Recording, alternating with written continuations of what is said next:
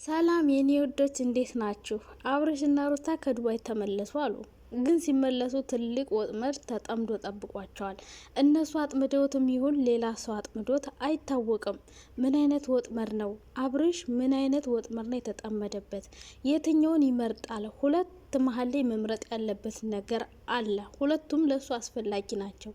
መተው አይችልም። ነገር ግን አንዱን ማብለጥ አለበት። ስለዚህ የወጥመድ ምንድን ነው? ተረጋጓ። ምን አስቸኮላችሁ? ሲቀጥል ደግሞ ፍቅርዬ እናቷ እያለች ልጅ አታስወርድም። እናንተ ምን አስባችሁ ነው? እናቷ እያለች እንዴት ነው ልጅ ልታስወርድ ነው ብላችሁ ሟርት የምታወሩት? እናት እያላት እናቷ በደንብ አድርጋ ነው የምታሳድገው። እንኳን ልጅ ወልዳላት እሷን በመራቋ እየተቆጨች ነው። ሰው ፍቅርዬ ልጅ ይስጣት፣ እግዚአብሔር ከሰጣት ጸጋ ነው። ልጅ ታሳድግላታለች እናቷ እንጂ ማስወረድ የለባትም። አሁን የከፋት ትምህርት ላይ ናት። ትምህርቷን ሳትጨርስ ብዙ ማጠናቀቅ ያለባት ነገር እያለ እዚህ ጋር በመከሰቱ ፍቅር የበለጠ ተናዳለች። ነገር ግን እናቷ በደንብ አድርጋ እንደምታሳድግላት እርግጠኛ ነኝ። ሲጀመር ይህን ነገር ቤተሰብ ሲሰማ በመጀመሪያ ደረጃ ይናደዳል። የማንም ቤተሰብ እንደሚናደደው ማንም ቤተሰብ ቢሆን ልጁ ያለ ጋብቻ ስታረግዝ የማይናደድ ቤተሰብ የለም። ነገር ግን እናት ናት። የፈለገ ብትናደድባችሁ፣ የፈለገ ብታዝንባችሁ በእናንተ የሚጨክን አንዳችም አይነት አንጀት የላትም። በእርግጠኝነት ፍቅር የእውነት እንደዚህ እርግዝና ተፈጥሮባት ከሆነ እናቷ በደንብ አድርጋ ነው የምታሳድግላት። ሲጀመር ምንም ያሸማቀቃት ነገር የለም። ፍቅርም የሚያቅታት ነገር የለም። ነገር ግን እኔ በጣም ግራ የገባኝ ነገር ፍቅርን እንደዚህ አይነት ቦታ አንድም ቀን ጠብቂያት አላቅም። ድራማም ሆነ እውነት እዚህ ቦታ እኔ ጠብቂያት አላቅም። እንደዚህ ስል ብዙዎቻችሁ ደግሞ በጣም የስድብ ናዳ፣ የስድብ ውርጅብኝ እያወረዳችሁብኝ ነው። ኦ ማይ ጋድ፣ ኦ ማይ ጋድ! አንድ ገጽ ጽፋችሁን ለመሳደብ። አራታው ጋይስ እንዴ! ሰው ያየውን ነገር አስተያየት መስጠት አይችልም እንዴ? የደመቁ በጎች ሲያሰቃዩኝ ከርሞ ደግሞ እናንተ ጀመራችሁ። እንከባበር፣ እንከባበር፣ እንከባበር። እኔ ፍቅርን በጣም ነው የምወዳት። አይገርማችሁም? ከእናንተ በፊት እኔ ነኝ የማውቃት። እናንተ አሁን የመጣችሁ ናችሁ። ገባችሁ?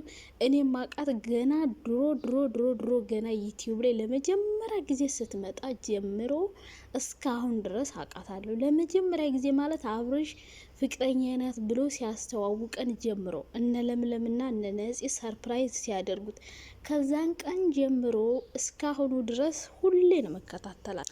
አንድም የፍቅር ቪዲዮ አልፎኝ አያውቅም። ስለዚህ ትክክለኛ ማንነቷን በደንብ ስለማቅ በጣም ማደንቃት እመወዳትም። ስለዚህ ይሄ ነገር እውነት እንዳልሆነ እኔም እኮ አውቃለሁ። ግን ድራማ ቢሆንም እንደዚህ አይነት ድራማ መሆን የለበትም።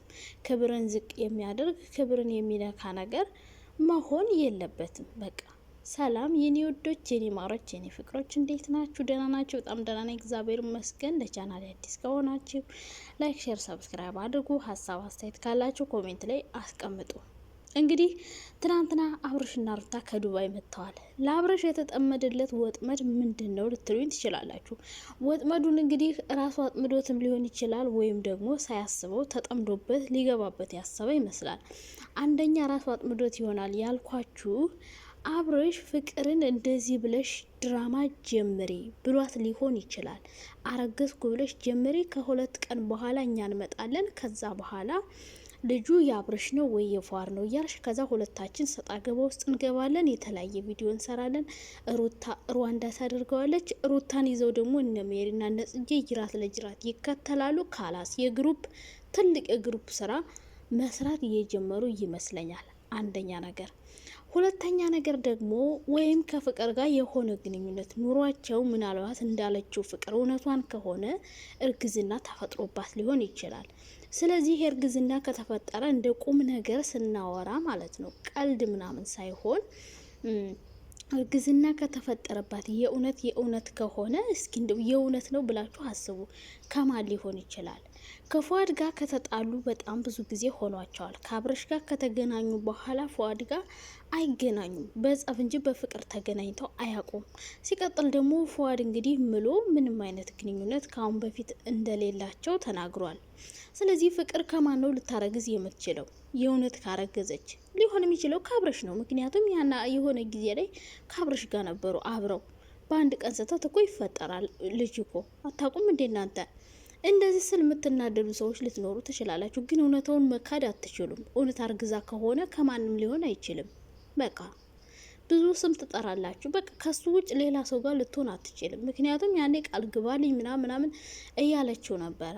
በሆነ ነገር ተሳስተው ሊሆን ይችላል።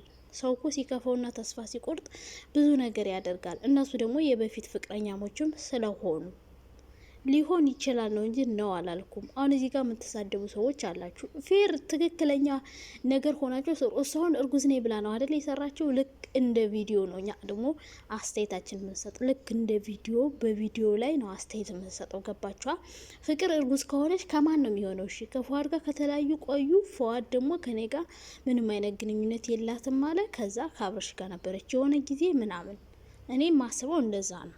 ስለዚህ አብርሽ ወጥመድ ተጠመደበት ምላችሁ በራሱ ሳያስበው የሆነ ነገር ከተፈጠረ ትዳሩ ሊበጠበጥ ነው። ስለዚህ አብርሽ ወይ ትዳሩን ወይም ልጁን ይመርጣል ማለት ነው። ግን እንደዛ አያድርግባቸው ፈጣሪ። ምክንያቱም እኔ ለሰው ልጅ መጥፎ ነገር ተመኝቼ ስለማላቅ ፍቅር የምሰራው ነገር ፍራንክ ይሁን። በሌላ በኩል ግን ፍቅርዬ ምናልባት ፉአድንና ቡርካን ፍራንክ ልታደርጋቸው ሊሆንም ይችላል። የእውነት እነሱ እየረበሿት ስለሆነ እነሱን ለመበቀል ብላ ያደረገችው ነገር ሊሆን ይችላል። እንግዲህ ይችላል ነው። እሷ ደግሞ አይደለም እያለች ነው፣ ድርቅ ብላለች። እንግዲህ ዛሬ የሚለይለት ይሆናል።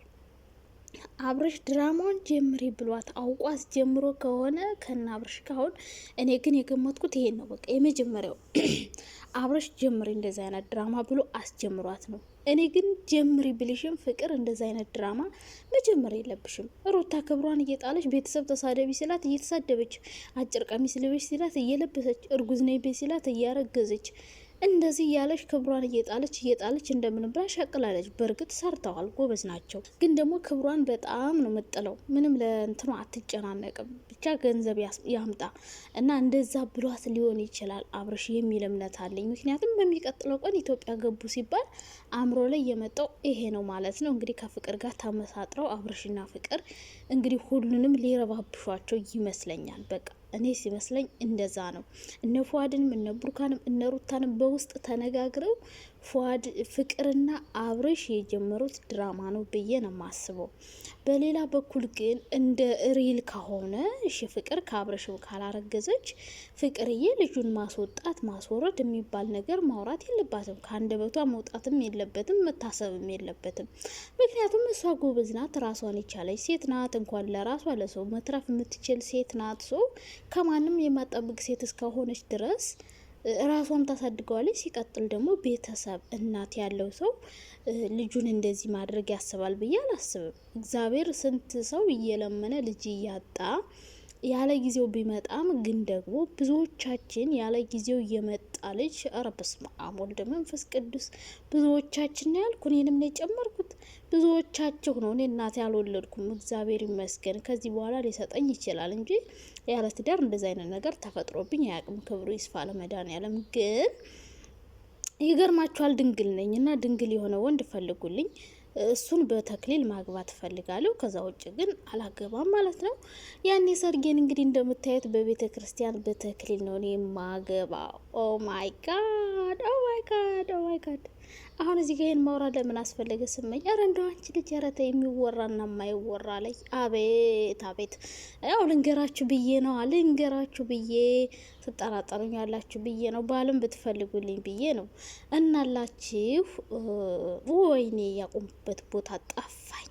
አይድሌ ስለ ፍቅር እያወራው ነበር አይደለ እኮ። እንደዚህ ያለ ጋብቻ ልጅ የተፈጠረባችሁ ብዙ ሴቶች አላችሁ። ነገር ግን እንደነዚህ አይነት ልጆች በኋላ ጠቃሚ ጧሪ ቀባሪ ነው የሚሆኗቸው። ገባችሁ አይደለ? ዝም ብለው የተወለዱ ልጆች በጣም ይጠቅማሉ። ስነ ስርዓት ያላቸው ናቸው።